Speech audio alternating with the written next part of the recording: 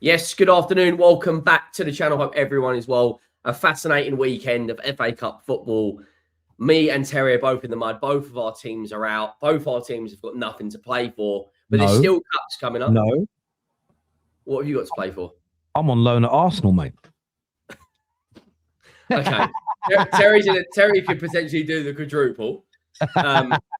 However, Spurs are completely in the mud. It's been announced that Rodrigo Bentancur is going to be out for 3 months today as well. So one fit midfielder at this moment in time. Man United obviously dumped out yesterday to Brighton. Arsenal win. City, massive win. And there's more cup games in the next 24 to 48 hours. Arsenal are back in action. City back in action. Other than Man United, mate, how's things? Yeah, life's good. Can't complain about life. Football team awful. And just Man United fans wind me up. I can't lie. It's the fans more than the club at the moment. We're just so weird. We think everything can be fixed with a silver bullet. It just sacked them. So just sacking the manager fixes us. Oh, but you thought the manager had to be sacked. Yes, it was one of the problems. What's the other problems? Well, the squad ain't good enough. Oh, yeah, we've always known that. Then why do you stop moaning about it for the past 3 or 4 months? Or less than moaning, why are you not putting pressure on that area of the club? Well, because the manager's the bigger problem. Well, I don't think he is. Maybe he is, but we can't ignore. It's just horrible. Honestly, it's Man United fans are just not. Let me rephrase that. Some Man United fans are just absolute. They're so indoctrinated by their agendas that they cannot see the wood for the trees. And if you're someone that said Amrim deserves to lose his job, you now can't be unhappy at playing poorly with a new coach, interim or full time, because you wanted that manager gone. There is no nuance. There's no one listening to the nuance, which is sacking him had to happen for these reasons. But equally, no new manager is going to make us that much. But you've heard me say that a million times. We've got to focus on getting the ownership at the football club. But our fans will only focus on the ownership when it's fashionable. Because if Carrick comes in and wins the first 2 or 3 games, we release the new kit and we announce who the new manager is going to be, and everybody's excited. Everything goes away again, and it's the same every time. So it's just jarring.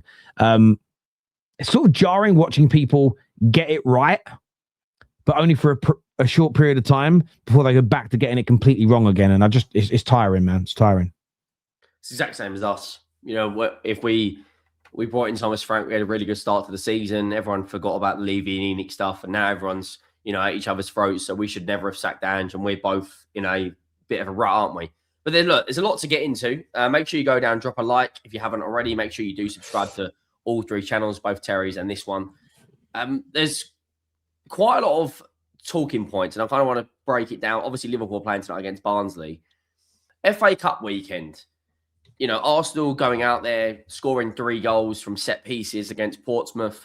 Madueke missing a penalty. Gabriel Jesus looked really good. What have you kind of made of the narrative, but it's only Portsmouth? Have you heard that going around? I always find it that the FA Cup is, obviously, there can always be an upset. Look at Macclesfield knocking out Crystal Palace. Arsenal go out there, putting a decent performance, rotate massively, 10 changes, and then the narrative all over social media is you shouldn't really be celebrating because it's only Portsmouth. What do you kind of make of that?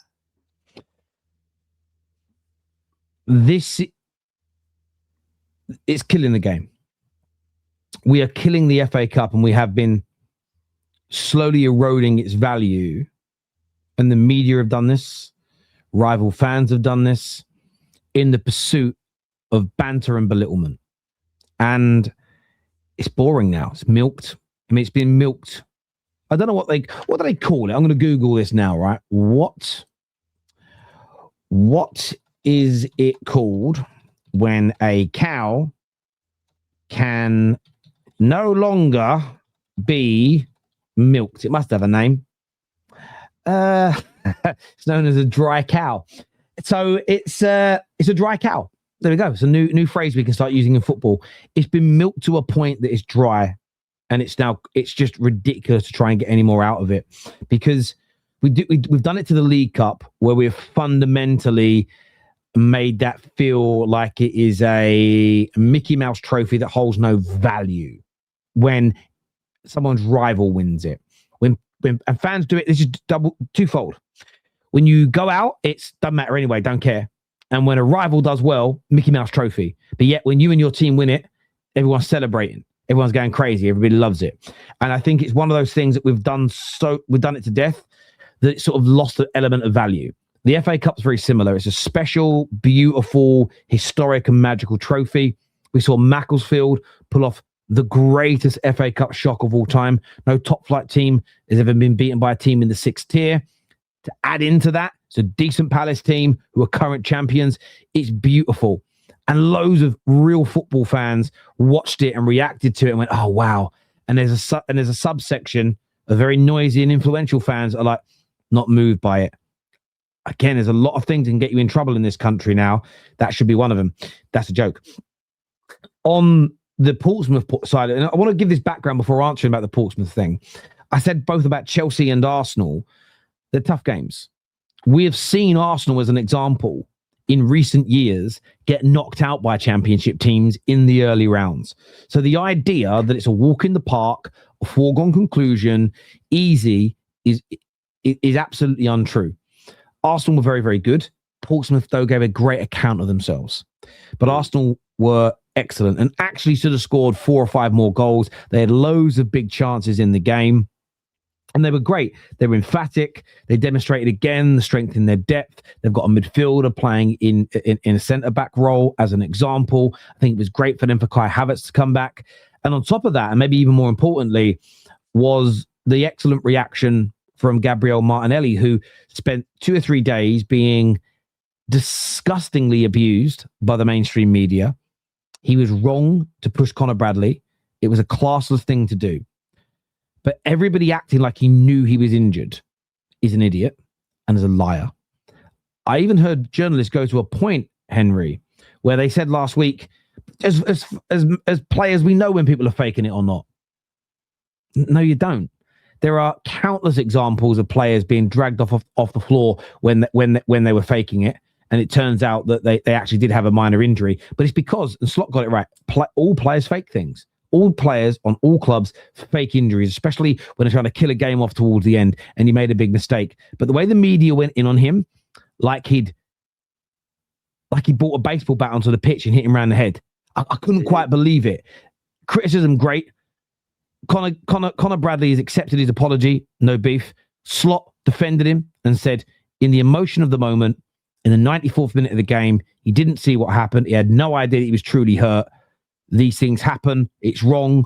He's apologized. We move on. But the media attacked him. So I was very happy to see him get a hat trick and put that behind him, because they're trying to create another hate figure within football. The media love doing that. We've seen it before with Beckham and Rooney and Raheem Sterling, amongst others. And they're now trying to do it. Oh, it's an opportunity to get Martinelli. And I didn't like that. So I thought Arsenal were very professional. They killed the game off. And job well done from them. Do you know what? When I was doing my post-match reaction yesterday, there was a lot of comments saying it's only Portsmouth. And my main comment back to that was, the most important thing is getting through to the next round. We've seen plenty of giant killings over the years. I mean, look at the League Cup, for instance. Obviously, I don't want to mention it again for you, but Grimsby knocked out Manchester United and Brighton knocked out Manchester United. In both of those games, United should have won, but the magic of the FA Cup, the magic of the League Cup is anything can happen. But I just feel like whenever it's Arsenal, it's painted differently, and there seems to be all these different narratives that, come to the surface because it's on Arsenal. And then City go out there, they win 10-1, and nobody cares. Like no one says, but you're only playing Exeter, for instance. Or, Man City scored 10 goals. Regardless of who you're playing against, to score 10 goals is absolutely ridiculous. If Arsenal did that, it would be, but you only played Exeter. So who cares? And I think a part of that comes down to, because City have won trophies and Arteta hasn't won anything in 5 years, until he gets over the line, that narrative's always going to be there. But surely, looking at the competitions that Arsenal are in, surely they're going to win something this year, aren't they? I mean, I don't really give a shit if they win anything or not. I can't stand the football club. But from their perspective, they should win something this season, shouldn't they? Listen, Arsenal fans will have their own opinions on this. To not win anything when you're as good as they are, it is a huge failure. It's a huge, huge failure indeed. You can get a bit of bad luck. That's why winning a quad is very hard, because you need certain luck in the 3 cup competitions all the way through in terms of the draw. And I'll give you an example. If they get drawn away to Anfield and then they go away to the Etihad in consecutive rounds, you might go out in one of those games. That's not an embarrassment. It's really not an embarrassment. Yeah. The Champions League, there are some really hard games in that. Arsenal can narrowly be beaten in that. But to get bad luck in all 3 is quite unlikely. To get consistent bad luck in the Premier League and not win it, all in the same season, when you're this good, I think is unlikely. I think there's a combination in this. So could they go out of 1, maybe 2 of these competitions, the cup competitions, to a little bit of, a bit of unfortunate, refereeing or whatever? Yeah, of course, and narrowly go out. But equally, if there's other than 2 or 3 teams away from home, Arsenal should be beating the majority of the sides they play in these cup competitions, because I think Arsenal are the best team in England right now, and they're probably in the top 2 or 3 this season in Europe as well. So there's very little, it's not excuses, but bad things can happen. They have to be winning a trophy this year, in my personal opinion. We'll stick with Arsenal before we move on to another subject. They played Chelsea a couple of days' time, who obviously themselves had a really good win away to Charlton. Is there more pressure on Arteta or more pressure on Chelsea for this game, looking at the fact that, I didn't realise this, but Arsenal haven't won the League Cup in over 30 years, which is a hell of a stat. There's more pressure on Arsenal. More pressure on Arsenal. I think that Chelsea right now, if Maresca was still there, it could be a little different, because they are champions of the world, and I know they are now, but those kind of, once you lose the coach, it often relieves the pressure. And if they lose this game, we know what's going to be said. Liam Rossini needs time. He's a young coach, etc. For Arsenal, they're playing a Chelsea team that's been in bad form. They're in good form, by and large. Arsenal are the favourites to win this semi-final tie over both legs. So there is more pressure on them to go on and win it, in my view. Chelsea also did win 2 trophies last year, which relieves the pressure and the necessity to win. But equally, if Arsenal win this semi-final and go on to win the League Cup, it then relieves the pressure on them in the other trophies to a certain degree. Doesn't mean they shouldn't try and go and win the Prem and the Champions League, but if they then win the League Cup and then go on to win the Prem, again, if you win the Prem and the League Cup, if you don't win the Champions League, the world and his dog isn't going to go crazy on you. So you kind of need to win. I think what Arteta could do with this year, just to make next season far less pressured, is win this League Cup, because it's early in the season, win the league, and I think a lot of the pressure then dissipates. And what I mean by pressure, the pressure on have to win one now or else it's done, it's finished. There's always going to be a pressure on Arsenal to win trophies and an expectation, but maybe the following year you don't win the league, but you win the FA Cup, there probably won't be calls for him to be sacked, because he's proven he can get over the line. So as long as you're still a really good competitive team, the next year you can kind of go again. So I feel that the pressure is massively on Arsenal and Mikel Arteta, more so than Chelsea in this tie. How do you see it going? Do you think, obviously he made a number of changes against Portsmouth, Rice, David Raya, Saliba were all rested, Gyökeres. Do you think all those 4 will just come straight back in the 11 to play against Chelsea? Yeah, I think they'll go really strong for this. There is a rumour that Chelsea won't be going strong for it. A few things that were said in the Chelsea fan base, I don't necessarily agree. The one side of this for Liam Rossini that's important is he has an opportunity now to win. He only has to win essentially 3 games. He could draw them and win a penalty. He could actually draw all 3 games and win on penalties, but he only has to win 3 ties, and he can win his first trophy for Chelsea. So I think he should and will go quite strong, but so will Arsenal. I think it's going to be an epic. The only thing I'm gutted about is not back-to-back weeks. It would have, because of the Champions League. I'd have loved it to have been first leg this week, second leg next week, like you get in the Champions League semi-finals where they're back-to-back weeks. The anticipation builds up, but I think it'll be close games. I think Chelsea will give them a good run for their money. I think Chelsea are going to get a bit of a new manager bounce with Liam Rossini. But if you're a betting man, I'd go with Arsenal over the 2 legs. It's funny you say that it's not back-to-back weeks. I just looked at their fixtures. They've still got 6 games this month. And loads of games, yeah. They've got Leeds United, Real Madrid in the Champions League, and Inter Milan. They've got you boys, Man United, at the Emirates, and they've got Forest, and they've got Chelsea, of course, in the League Cup. But the second leg isn't until the 3rd of Feb. I mean, anything could happen between now and then. Either team could pick up injuries. In terms of Chelsea, they had a really good result in there against Charlton. They obviously, Liam's first game, they went out there, scored 5 goals. Do you think they've got the capability to go on a bit of a run now? Looking at their fixture they've got coming up, obviously they've got Arsenal on Wednesday, but then they've got Brentford, Pavos in the Champions League, Crystal Palace, West Ham, Napoli away. It's a kind of sort of run that they've had recently. They should. Do you think they'll get a new manager bounce and hit on from here? So it's an interesting one because I'm not convinced Liam Rosenior is the man to take them back to the top. But the reason, more so than anything, I'm not convinced about that is I don't know enough about him. I haven't seen his teams play, so it becomes a difficult one to judge. So I'm just not convinced because I don't know enough. But is Chelsea's squad better than its current league position? Yes. Is Chelsea better than 2 wins in their last 7 or 8 games in all comps? Yes. So 2 things can be true at once. I think there's a really strong possibility that there's a bounce, a regalvanization, and Chelsea improve their win percentage, win more games. Do I think they're going to become, get themselves back into a title race? Do I think they're going to go on to win the Champions League with Liam Rosenior? No on the league, and it remains to be seen in cup competitions. But when I look at those games, I mean, they could beat Arsenal at home, but it'll be narrow. I think they'll beat Brentford. They'll beat Pathos. Palace away. To see what Palace look like. They look exhausted at the minute. I wouldn't be surprised they win that. Napoli away. Napoli are crap in the Champions League. West Ham at home is a gimme, and then away to Chelsea again. So, but I look at those games. They are capable squad wise of winning 4, 5, 6 of those matches. There's no doubt. In fact, if they're not winning 5, 6 of those matches, they should be heavily disappointed because they've got a good enough squad to do it.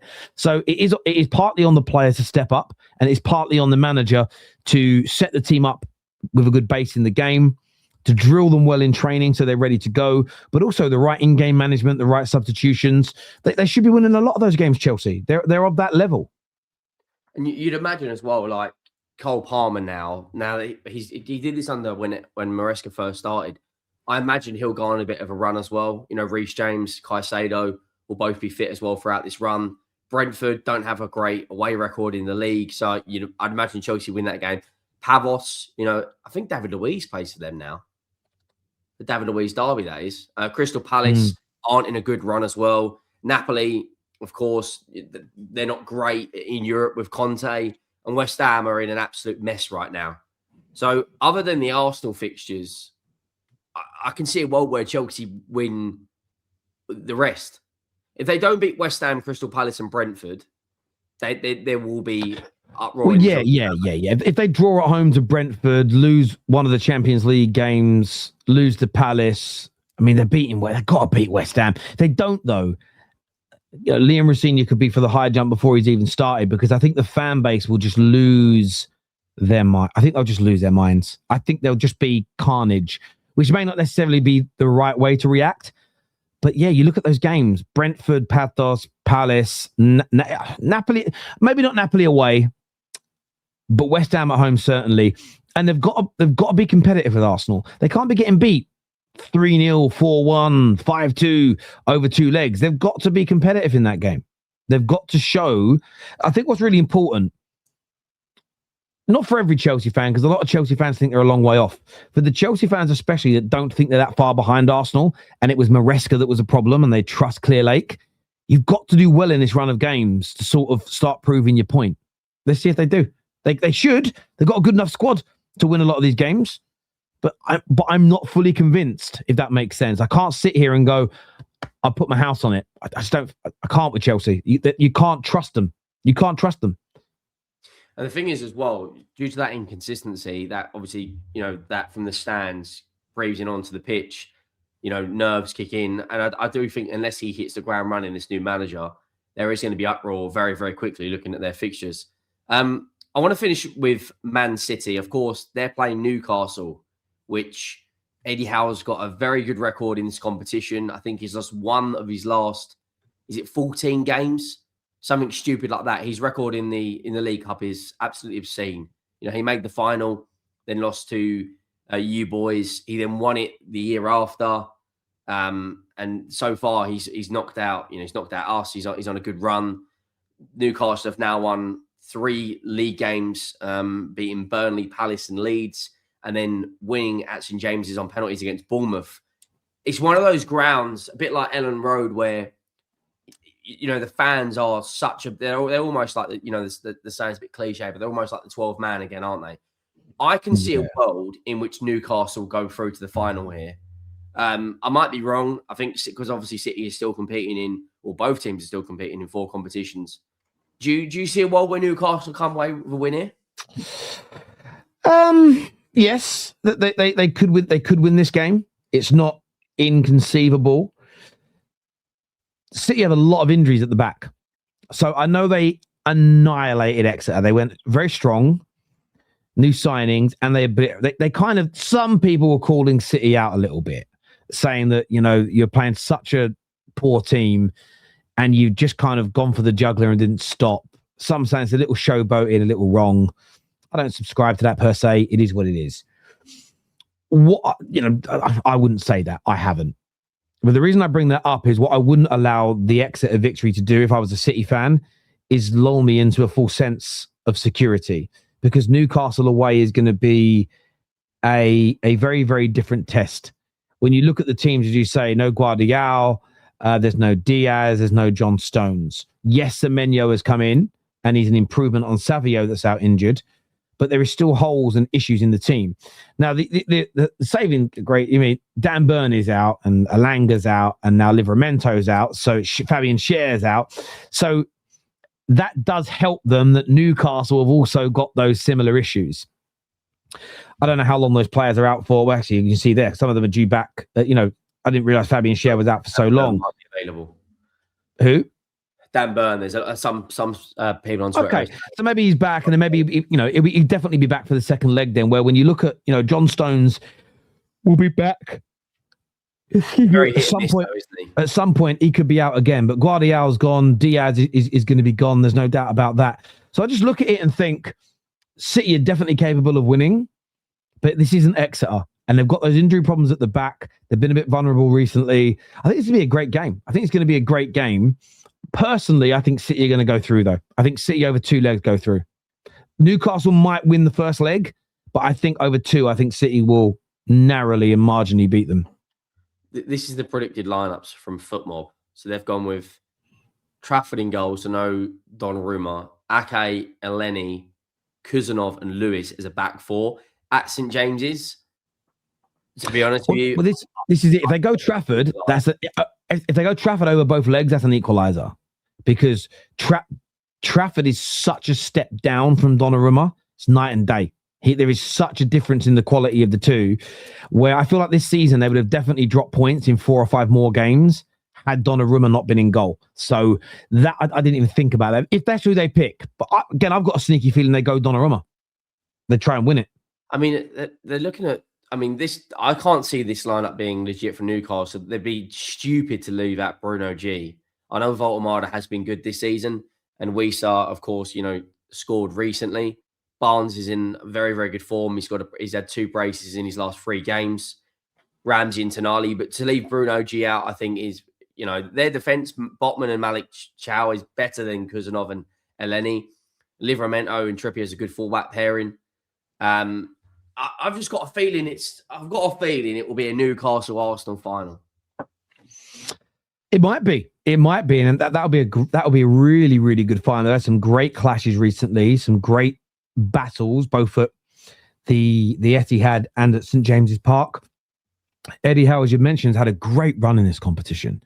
Yeah, only in the last 3 seasons, only losing to Man United in that final, and being victorious sort of every other game.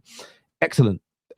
And there's also that added pressure on Arsenal, getting that first, because I feel like if they get that first trophy earlier in the season, what that could do galvanization wise towards Champions League, maybe the FA Cup if they're still in it, the Premier League is absolutely massive. So that'd be a great final. It'd be a great final.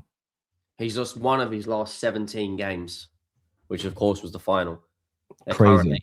currently 11 unbeaten in cups.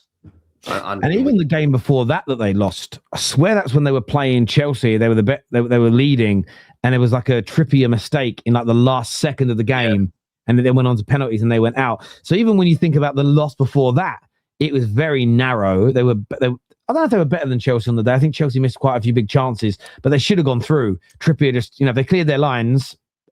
Of all players as well, it's Mahalo Mudryk that scored. Of all people, crazy times. But he's training to be a sprinter. Well, they like a drug street in athletics, don't they? So I'm not surprised. So, but we're going to keep this one shorter than usual. What sort of content you got coming up over this week? Obviously covering the games. I'm quite looking forward to this midweek because I feel like there's been so many good games, but they've been on nights when 4 or 5 other really good games are being played. So you end up in this situation where you're not really able to watch them all. So it'll be good to actually watch both semi-finals tomorrow night and Wednesday, just and focus on those games. So we're reacting to them. We have on the Football Terrace, the main channel, Top 6 show every Monday night at 6 p.m. Straight Facts every Tuesday and Wednesday at 3:30 in the afternoon. Hot Takes with Mark Goldbridge Wednesday morning on the Football Terrace as well. So loads coming up. And then Thursday, Friday, I'm hosting 2 shows in the evening for the evening slots on the United Stand as well, which is great. So, a really busy week ahead. So much to talk about as well with Carrick coming in, the return of the Premier League, the semi-finals. So, loads going on in football. Loads. You got flipping Kante work rate levels, mate. But make sure you drop a like. Make sure you hit that subscribe button. Get down over to Terry Flewis TV and the Football Terrace. And we'll see you all soon. Thank you for watching. We are out.